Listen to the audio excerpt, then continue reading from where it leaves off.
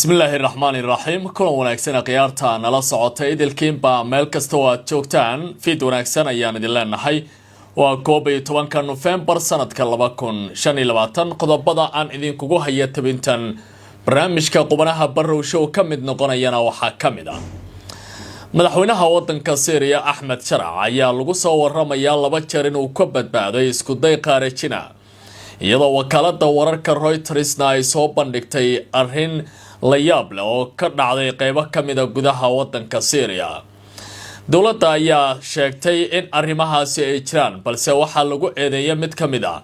darafyadii ka dagaalamaya gudaha wadanka Syria haddaba sidee loo qorsheeyay dilkaasi la doonayo in la fuliyo sidana sirdoonka wadanka Syria oo hadda Urdun ah ay uga badbaadeen falkaasi in uu dhaco isla markaana ay uga hortageen warbixin cajiib oo dhinacyo kala duwan taabanaysa oo kamid ah saaxiibadii shalay oo is ugaarsanaya ayaa barnaamijka kugula wadaagaya dawladda Mareykankana saldhig ballaaran ay ka dhisaysaa albaabka hore ee magaalada go'doonsaneyd ee Gaza halkaasi oo lagu wado in lacag ka badan 500 milyan oo dollarka Mareykanka ah lagu hirgeliyo saldhigaasi Mareykanka ayaa abuuraya hanaan joogitaan uu ku sameynayo guud ahaanba magaaladaasi muddada dheer ee colaaduhu ka taagnaayeen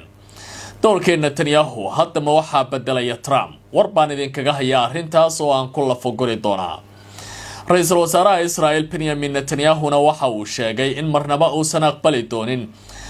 kooxaha hubaysan ee Falastiiniyiinta oo ciidamadoodu ay ku go'doonsan yihiin aagga Rafah godadka ku yaala in uusan ogolaan doonin in halkaasi ay ka baxaan xilli Mareykanku iyo waliba dawladda Masar ay ku dadaalayaan in aaggaasi laga joojiyo colaadda iyo waliba go'doominta Israel ay ku hayaan afayeenkii muddada dheer laga yaqaanay dunida Carabta ee ciidamada Israel afay ayaa lagu soo warramaya in uu haatan ka tagayo shaqadaasi guud ahaan uu isaga tagayo ciidamada nidaamka Israel arrintani waxay hadalhayn badan ka dhax abuurtay qaar kamid ah warbaahinta iyo waliba falanqeeyaasha siyaasadda Israel iyo kuwa Carabta oo si weyn ninkan afay la yiraahdo si weyn u garanayay warbixin ku saabsan ninkaasi doorka uu ku lahaa dagaalka iyo jihaynta iyo waliba kaamirooyinka hortiisa ayaan idinkula wadaagaya barnaamijka khiyaaray dawladda Masarna waxay wadaa dhaqdhaqaaq ciidamo lagu geynayo gudaha magaalada Gaza iyadoo Israelna arrintaasi ay si weyn u diidan tahay tallaabooyinka dawladaha qaar ay qaadayaan iyo wargeyska Israa'iiliga ee Diicod Ahranut waxa lagu soo warramayaa in dawladda Mareykanku ay qorsheynayso dhismaha saldhig ballaaran oo laga dhisayo banaanka hore ee magaalada Gaza halkaasi oo ay ka howlgali doonaan ciidamo Mareykan saldhigan ayaa waxa ku baxaya adduun lacageed oo gaaraya 500 milyan oo dollarka Mareykanka inta badanna waxa la qorsheynayaa in laga qaado dawladaha Carabta qaarkood sida warar hoose oo la helaya ay tilmaamayaan Mareykanka ayaa markan waxa uu muuqanaya in si dhab ah uu soo fargeliyo xaaladda magaaladaasi iyo waliba loolanka dagaalka iyo siyaasadda ka dhaxaysa Falastiiniyiinta iyo Israel ومركي ugu horeysay oo tallaabo adag oo noocaan ah dawladda Mareykanka ay ku dhawaaqday inay sameynayso tan iyo waxay ka dambeeyay markii heshiiskii Sharm el-Sheikh uu dhacay sida uu ku warramaya telefishinka Al Jazeera oo xiganaya wargeyska Diicod Ahranut maanta oo 11 bisha November ayaa la sheegay in dawladda Mareykanku ay qorsheynayso dhisidda saldhig ciidan oo aad u ballaaran oo qiimihiisa uu gaarayo 500 milyan oo dollar meel ku dhow xadka Gaza si ay u taageeraan xabad joojinta iyo dhaqanka shabaaliiri 10 bisha Oktoobar aynu ka soo gudubnay warbixinta ayaa xustay in saldhigga cusub uu qaadi doono kumanyaal ciidamo ah isla markaana uu noqonayo astaan muujinaysa in Washington ay si toos ah uga qayb galayso dhismaha Gaza iyo waliba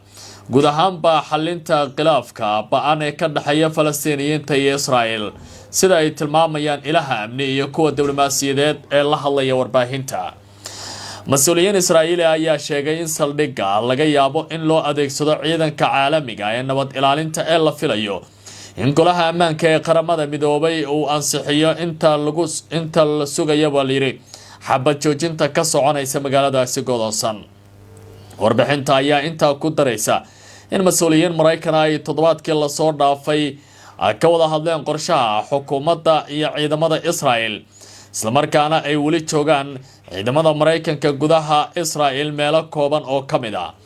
haddii la dhiso tani waxay noqonaysaa saldhig ciidan kii ugu ballaarnaa ee Mareykanku uu ku yeesho gudaha Israel taas oo calaamad u ah in Washington ay rabto inay adkayso joogitaankeeda iyo doorkeeda diblomaasiyadeed ee gobolka kadib dagaalkii ka dhacay magaalada go'doonsaneyd muddada dheer warbixintu waxay sidoo kale sheegaysaa in 200 oo askari oo Mareykan ah oo xarunta isku dawada howlaha gargaarka iyo militariga ee qasee Kiryat Gat ay xarunta Mareykanku hogaaminayaan tan iyo markii la gaaray heshiiska xabad joojinta Yidico Dahranood waxa uu sheegayaa in tallaabadan ay noqon karayso koror weyn oo ku yimaada saameynta militariga ee Mareykanka gudaha Israel iyadoo la sheegay in xarunta isku dawada hadda ay yeelatay awood ballaaran oo lagu maamulo qaybinta gargaarka magaalada Gaza taas oo hoos u dhigtay doorka maamulka Israel arrintan uu ku yeelan karay tan iyo markii Mareykanku si dhab ah u soo farageliyay madaxweynaha wadanka Syria Ahmed Sharac ninka la yiraahdo ayaa lagu soo waramayaa in 2 jeer uu ka badbaaday isku day qaarajina oo abaabuleen kooxo bari uu saaxiib iyo olag siyaasadeed la ahaa Daesh arrintan ayaa waxaa sheegay qaar ka mid ah warbaahinta oo si weyn u tusiyay warbixino kala duwan oo sirdoon oo ay ka heleen gudaha wadanka Syria Ahmed Sharac ayaa arrintan banaanka la keenay xilli uu ku sugan yahay magaalada Washington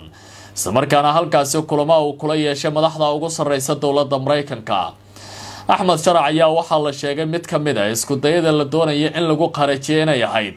in lagu qabto xaflad ka dhici lahayd Dimashq xilligaas oo uu ka qayb gali lahaa munaasabad hore loo sii shaaciyay inuu qayb ka noqon doono qorshaha kale ee qarijintiisana waa ay qariyeen sirdoonka iyo alaamaha kala duwan ee amniga sabab la xiriira xasaasiyadda kiiskan uu ka abuuri karo gudaha wadanka Syria dalka Syria oo muddo 14 sanadood ay ku holcayeen dagaalo aad u ballaaran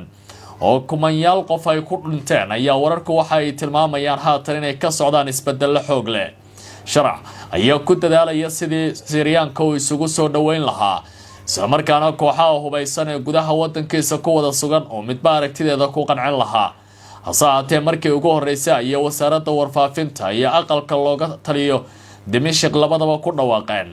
in Syria ay ku biirayso dagaalka ka dhana kooxaha argagixisa ee Daesh ee dagaalka kula jira dowladdiisa waxaana uu sheegay tallaabadan inay noqonayso mid dowladda Syria ay ku xaqiijinayso jiritaankeeda amniga iyo nabadgelyada guud ee qarankaasi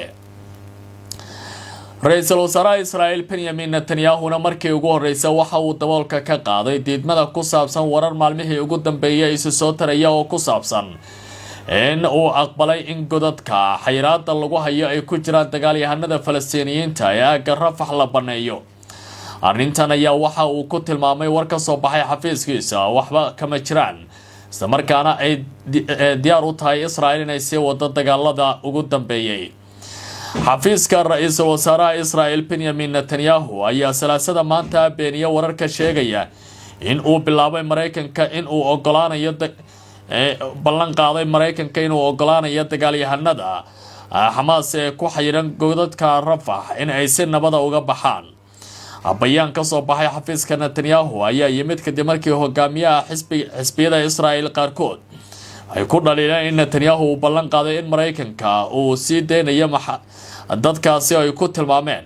inay yihiin argagixisada waa gobonimo u dirarka Falastiiniyiinta in loo baneeyo aagga Rafah ay si weyn uga baxaan Lieberman oo ka mid ah ragga ugu sarsareeya ayaa arrintaasi ku tilmaamay waa mucaaradka Israel wali arrintani waxay noqonaysaa guuldarro siyaasadeed haddii ay si dhab ah u dhaqan gasho ayuu yiri waxaana uu sheegay taasi inaan laga cafin doonin Benjamin Netanyahu haddii uu tallaabooyinka noocaasi qaado laakiin durbaba Netanyahu ayaa beeniyay jiritaanka warkaasi oo ku tilmaamay wax aan la qaadan karin Dr. Anwar Mohammed Gargash oo ah la taliyaha diblomaasiyadda ee madaxweynaha dowladda Imaaraadka ayaa ku sugan gudaha wadanka Iran isagoo wada hadal la leh Ayatollah Ali Khamenei kadib markii la sheegay in labada dhinac ay si weyn u kala fogaayeen maalintii ugu dambeysay booqashada Iran Gargash ayaa imaanaysa xilli maalmihii ugu dambeysay dowladda Tehran ay wajahaysay laba dhibaato oo kala duwan waa mare dhibaatooyin iyo masiibooyin dabeecadda ku salaysan ee biyo la'aantu ay ugu horeyso iyo abaaraha ka taagan wadankaasi iyo waliba tan dagaalka iyo diyaargarowga militariga ee dowladda Dahraan. Dr. Anwar Maxamed Gargaash oo ah la taliyaha diblomaasiyadda ee madaxweynaha dowladda Isutaga Imaaraadka Carabta ayaa maanta kulan la yeeshay kulan kula yeeshay magaalada Abu Dhabi Saciid Qatibullah ku-xigeenka wasiirka amuraha dibadda ee Jamhuuriyadda Islaamiga Iran madaxa xarunta daraasaadka siyaasadda caalamiga ah labadaba. Kulanka ayaa diiradda lagu saaray xoojinta xiriirka labada dal ee Imaaraadka iyo Iran iyo sidii loo horumarin lahaa wada shaqaynta ku salaysan ixtiraam wanaagga labada dal. Mas'uuliyiintan ayaa sidoo kale ka hadlay arrimaha gobolka iyo waliba isbedelada waaweyn ee ka soconaya caalamka. Gargaash ayaa tilmaamay in Imaaraadku mudnaanta siinayo wada hadalka diblomaasiyadda iyo in la xalliyo booyri khilaafaadka gaamuray iyo xasilooni darrida ka taagan gudaha gobolka oo Iran qayb ka tahay. Kulanka ayaa dhacay xilli mas'uulkan reer Iran ah uu ka soo qayb galay shirka istiraatiijiga ee Abu Dhabi Strategic Forum oo lagu qabtay caasimadda Imaaraadka. Waxaana ka qayb galaya ama qabanqaabiye maxadka siyaasadda Imaaraadka ee loo yaqaan Emirates Policy Center. waxaana sidoo kale wararku sheegayaan kulankan inuu goobjoog ka ahaa Raisi Emre safiirka dowladda Iran u fadhiya dalka Isutaga Imaaraadka Carabta. waxaana taasi ay muujinaysaa in dowladda Imaaraadka wali si ay saameyn ugu doonayso inay ugu yeelato xal u helidda dagaalka ka taagan ama u dhaxeeya Iran iyo dowladaha reer galbeedka. afhayeenkii ugu saameynta badnaa militariga Israel ee qaybta Carabta ayaa wararku sheegayaan in uu ka dhaqaaqayo xilkaasi uu muddo 20 sanadood ku magacawnaa. waxaa la yaqaanay codkiisa naxdinta lahaa marka uu ka warramayo dagaaladii ka dhacaya Gaza, kuwa Lebanon, wararkii lagu qaaday Iran iyo qaybo kala duwan oo Yemen iyo Ciraaq ka mid yihiin.